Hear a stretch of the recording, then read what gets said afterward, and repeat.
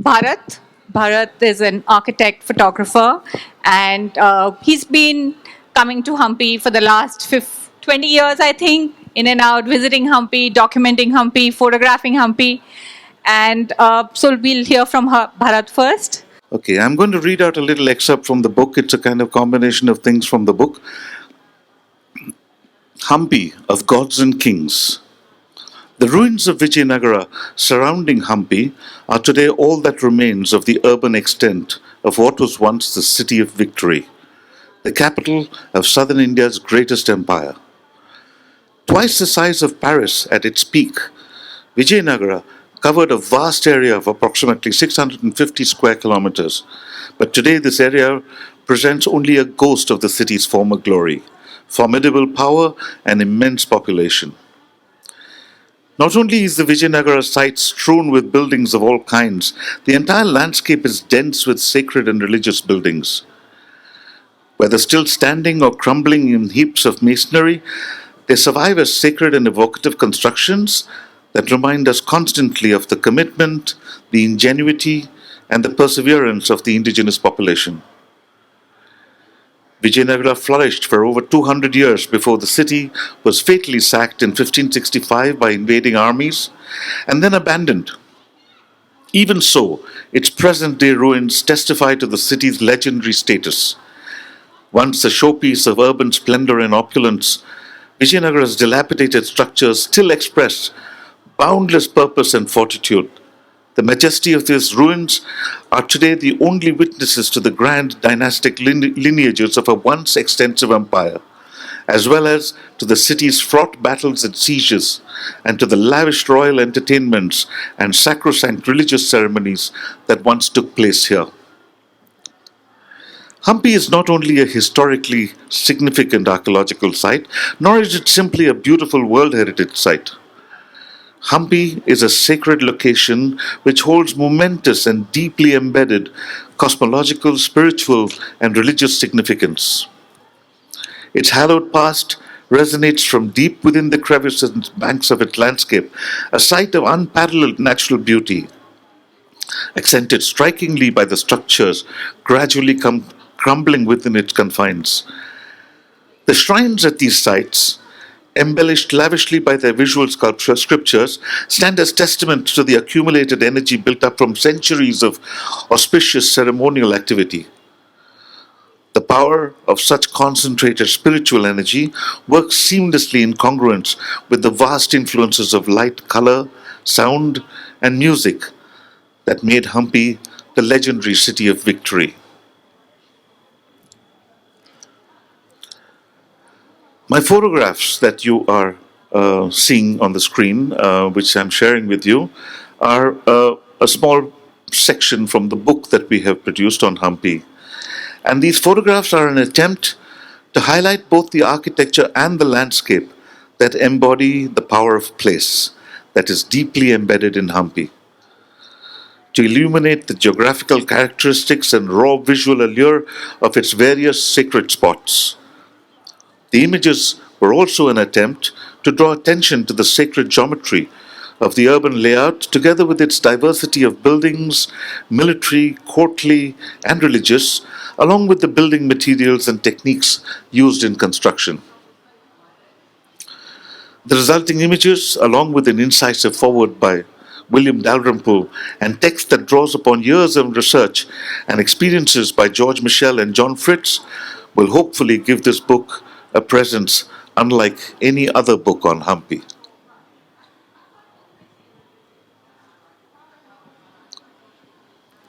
Thank you, Bharath. While Bharath has been a visitor, we have with us Shama. Shama, I think, moved to Hampi around 20 years ago and made it home. So let's hear it from Shama about what is it that drew Shama here and what is it that keeps Shama here.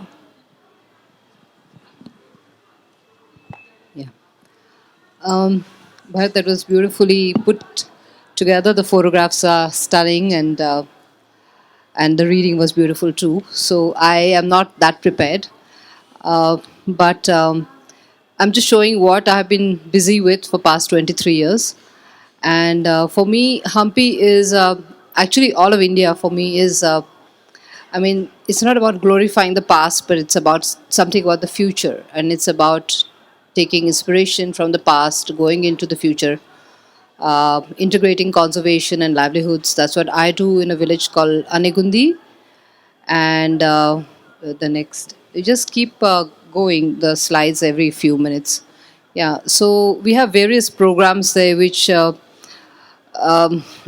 an attempt to see how people can be engaged in a way which is economically beneficiary to them, as well as the environment and the heritage and the cultural scenario basically benefits also. So I feel that the local community actually has a huge role to play unless they are part of the process of conservation and celebration of the culture and heritage, somehow living, making it living, make it live. There is no point, and there won't be any real security because Hampi is a very large site. It has 29 villages. It's a World Heritage Site. It has a lot of natural heritage, and it's a very complex site. It's not just the monuments. We have the celebrated 58 monuments, and then we have scattered miniature, like a landscape, which is actually the essence of Hampi. Keep going. The slides. Yeah. Then, of course, we have the mythology being Hanuman's birthplace. And so, again, it adds layers and layers and layers of experience that Hampi can actually provide and inspire anybody. So, keep going. Yeah, so just see the scale of the rocks, and so I think for me the nature has been of the biggest inspiration. I mean, the historic monuments are, but we have these prehistoric settlements also. So it goes beyond, just the history. Like this one is a aqueduct, which is for the for all the irrigation systems. So which was made in the 14th century, and that's why we have all these fields which are irrigated. So that was man-made irrigation done by the Portuguese to irrigate. So every inch of cultivable land is irrigated by the systems. Next one. Keep going. Is there? Yeah, of course, and there's the intangible, because we before Vijayanagara, this was actually a tribal kingdom, and people from the king of Kampli Raja, and all these people, kings were over there, and it has a lot of folk culture. So Hampi again it has again many layers. We're just seeing those layers of whatever. These are the Veshagares. Keep going. Okay, so these are some of our interventions. So idea was to somehow strengthen what heritage resources we have, and we started with the solid waste management, which is actually, I mean, we have done quite a lot, but it's never enough in our country, but we are working on that continuously. Next. And next. Yeah, so involving children and education and awareness, which is very important about through cultural industries, what I call dance, theater, planting trees, looking after them, etc. Keep going. Yeah, so also creating spaces which kind of fit into the landscape, rather than making something which kind of imposes itself, because Hampi really is, to me, one of the most exquisite landscapes, and that's what keeps me over there. And we're trying to create the community into guardians of the place, and that's the attempt that I've been at for a long time. So this is a folk culture revival that we did with the kids, just for them to understand the local practices and things like that, and then celebrating local, let's say, village square with the children, to create kind of an ambiance or a mahal where they will be part of something without any artificial embellishments, because Hampi doesn't need, and a lot of sites in our country don't need anything to actually as a backdrop. We don't need it because it's all there. So we just, by very simple but very engaging interventions, we have involved the communities in that. Keep going. Yeah, so then of course, the vernacular architecture and the adaptive reuse of things. So that's something that we're seing here. We're just going to keep going, looking at it. Keep going. Yeah, so we have like our office or a workshop or a hotel or a cafe or a library and all of that in that, and lots of we have in Aragundi we have about 160 such houses, but in the entire site there would be probably 1,000 houses which would be part of this aspiration to fix up their old houses. And we don't have in India, we are still very behind when it comes to, I mean, it's one thing to build a monument and or a temple, it'll be much easier, but to actually fix up old houses, it's a challenge still. Keep going. Yeah, keep going. Next. So the coracle also, which is a very important uh, mode of transport that we just saw, the basket boat. So now motorboats have come in. And keep going. I'm just going to go through this and I'll say a few words. This is the cottage industry we have with banana fiber. And now we have water hyacinth also and few other cottage industries which are engaging the community. Which has all of these are zero impact ecological industries run by women. And none of these are traditional. I've just come up with a few creative ideas, and we have created what from whatever heritage resource we had of the place. We worked with all the natural resource that we have. So about 300 women are engaged in these kind of activities. Keep going. Um, yeah, keep going. Next. So even like next. Yeah, so we published a bird book because Hampi is a great destination. Now it's also the river is the otter reserve, and we have about 300 kinds of birds over there. So it's a great site for that. And these are the photographs from amazing bird watchers and natural scientists that they've taken, and we published this book some time ago. Keep going. Yeah, so this is actually this is Gajala Mantapa, which is near the Vithala temple, and we had this Philharmonic Orchestra, which is a great example of how things could be done in Hampi in a very beautiful way, where as I said, that where we don't need a backdrop, and where we have just whenever we have had a festival, there has been nothing but that, and JSW has been quite helpful with all the infrastructure very often. So I'm very, it's a lovely partnership that we have. Keep going. And the best part is that the artists who come, they always want to come back. So it's something that, like for Hampi Festival, when they come, they're quite terrified sometimes, because it's a huge deal, and you know artists tend to get lost in that big thing. But very small, beautiful events are something that they're always calling. So in fact, we are going to have another workshop for the local kids with music in February with Sikkal Guru Charan. So these are the kind of things that basically, okay, now I just want to wait for on this slide. The mantapa you see on the left is a 64 pillared mantapa, and the rain that is in the green is actually the list of 64 arts. And this is in Anigundi, and she's one of our dancers now who just got married.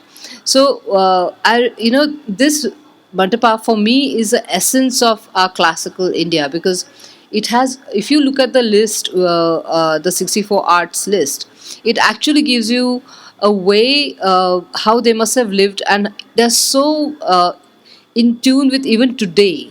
If you look at the arts, I mean, like, it'll be having things like personification, code making, and code breaking, or interior designing, or agriculture and cooking, and I mean all the arts which are very very relevant to today. So for me, it has to be about the past, but it has to go into the future. So this is an attempt that we are, I've been working on for quite some time, and and as in his photographs, you can see that without the landscape, the monuments would have been drab. I mean, it would have been. It cannot be. It's a whole thing together. And then the community has to be part of it. So then it becomes a secure future for the thing. It's a World Heritage Site, so we are facing a lot of crisis actually, because the Heritage Authority itself is not equipped with a lot of knowledge and professionals, and we are just trying to do our bit in Hampi, and the idea is to conserve it for the next generations. Thank you, Shama. Let's get a couple of questions from Bharath now. Bharath, I mean, the title of your book is called Gods and Kings. I mean, why? I mean, what is the reason behind uh, that? And another question that comes from Shama: why are there no people in the pictures? Okay. I think all those here who have been to Hampi would agree with me if I said to you that it is an incredibly special place. I don't know anybody who has gone to Hampi and come away unaffected by the place itself and wanted to go back at some point of time. Now, obviously, the Hampi has existed since 1565, since it was kind of, torn apart and destroyed. It's pretty much remained the way it is. So it's lasted 500 odd years, without any assistance at all. But time takes its toll, and I think for me, uh, every time I went to Hampi as a photographer, I wanted to go back again. I wanted to go back again, and for me, it wasn't so much about the people. I wasn't looking through the architecture or the monuments or the spectacular nature of the landscape. I was purely looking at that as something very, very powerful and very sacred. On top of that, like Shama said, excuse me, Hampi is multi-layered. So over the years, there are stories associated with the place. There are real stories. There are histories. There are mythologies. There are, there's the Ramayana, the Mahabharata. Pretty much everything that we do in India has been featured at some level or the other in Hampi, and that's what makes it even more exciting. That in this multi kind of layered setup, there's a population that's living over there and have been living there for centuries, and they have been extremely comfortable. But because of the nature of the landscape and the site itself, when you go in there and you are walking around, if you're not actually participating or part of some festival or some event or something that's happening over there, you don't see too many people. Especially, the times I go out to shoot, you don't see people at all. Like 5 o'clock in the morning of all the very remote locations, you hardly see the occasional villager walking through that through a field or through a monument. So it wasn't like a conscious decision not to show people, but I thought to myself, okay, let's if we're going to really make people aware of this spectacular place, of the beauty that resides in Hampi. We have to not be distracted by anything.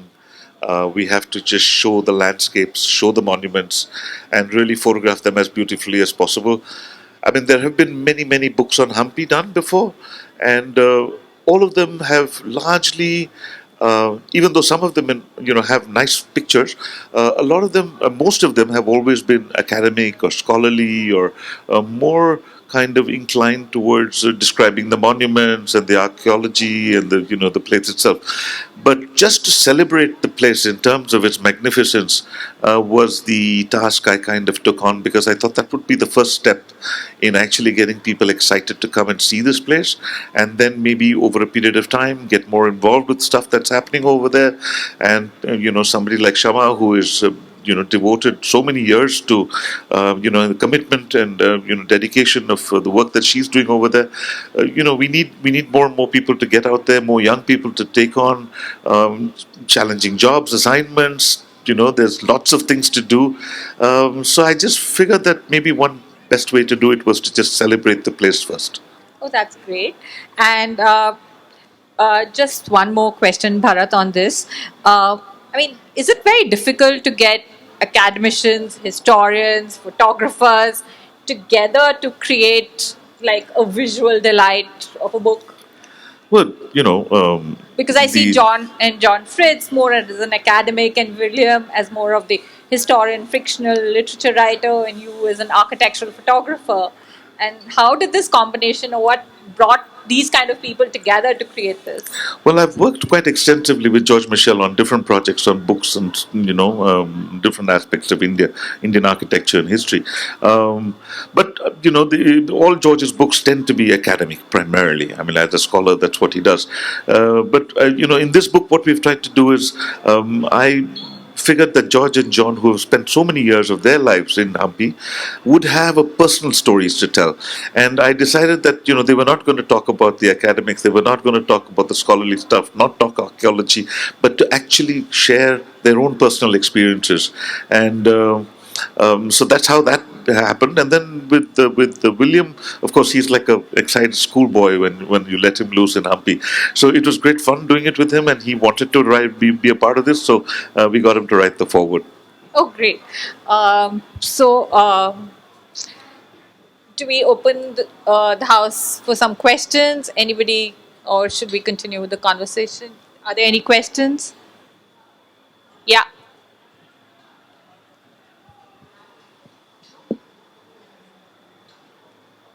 Good evening, panel. My question is for Shama ma'am.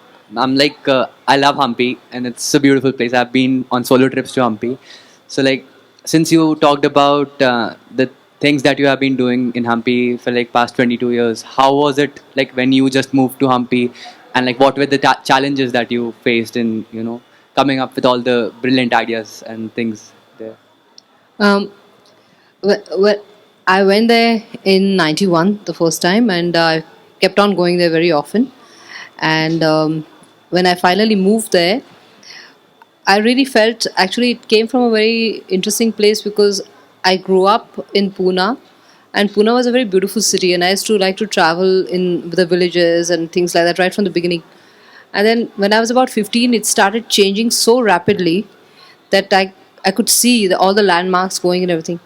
So when I came there, it was so pristine, and I thought like if I don't do something about it, then I will also blame. I'll be blamed like I blame my father's generation for industrialization and all these things, and without really listening to the place. And I decided to dedicate 20 years of my life to it. And I also decided that okay, and I have a creative mind, and I'm pretty good with people, and I come up with ideas which actually work. So it was something, as I'm an artist, so it was a wonderful platform for me to continuously create something, and I still have ideas and I still want to do more, but it's not always easy because it's pretty much like working solo, and you have a lot of people to work. We have about 3,000 beneficiaries today, and we face a lot of issues, so it will really, and I think that one of the things that I want to create there is having managers of the cultural industries, because we have the physical, like first of all the landscape which is taken such amazing pictures of, and I absolutely don't blame him for not having any people in it, because as an artist it's an absolute right and to indulge, because it can you can I mean there are so many more views that I could share with him actually from what he is, other than what he has shown. But the thing is that the people are very important because they are the beholders of it, they're the guardians of it, and how to engage them is a way. And I think that physical thing of the heritage and thing can never breathe without the living culture. So for me it's I work with whatever is around me, and it's very inspiring. So like I pretty much wake up every day inspired almost. I mean that's the way it is, that place. But it has a lot of difficulties also. At this point it's much easier, if you next time you come there, you come visit us, and that way you will know what the challenges are. So we are looking at creating managers within the communities.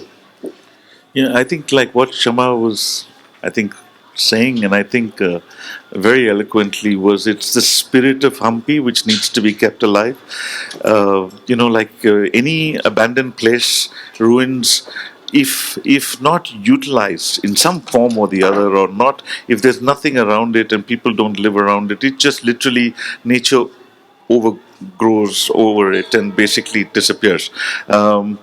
Hampi, even though when you go there first, you think to yourself, what are all these just rocks and dead things strewn around, columns and pillars and whatever. Over a period of time, you realize it's actually a living and breathing entity. And what makes it that living and breathing entity is the fact that it's been continuously occupied. It was never, I mean, there were always people around it. There were always people, part of it, and that has kept it alive in that sense.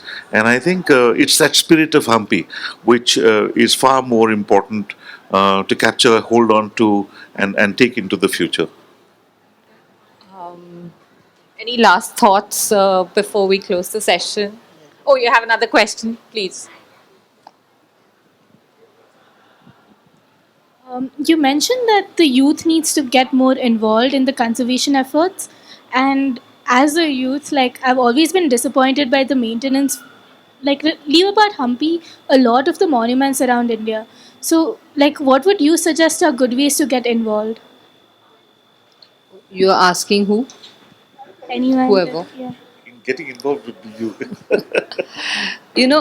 First of all, Hampi has not only the 58 monuments, it has thousands of monuments and they're scattered everywhere. And sometimes I feel that would Hampi be more beautiful with like everything in place and fixed up and conserved? I really don't think so because Hampi is always going to be beautiful whether you fix up things or not. I think it's a general maintenance that needs to be taken care of so that like Anjanadri, which is Hanuman's birthplace, or an incredible sites where people just go and trash the place. And I think those kind of regulations and that awareness and the reason like people getting involved in the maintenance management of the site, the local community, is what is required. So once they start understanding the value, and we are trying to do our bit, but there has to be a lot more scope. There has to be actual educational systems for the community and benefits from that.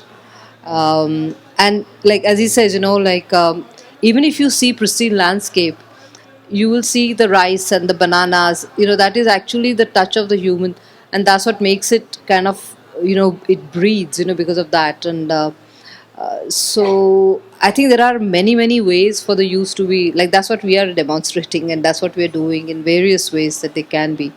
How to engage with your heritage resource. So whether it is managing, whether it's taking your guests, whether it's agriculture, whether it's value addition, whether it is design, whether it is craft, whether it's performing arts. There is like I think there is endless like those 64 arts. You could probably practice all of them there. I mean, it's a way of being engaged.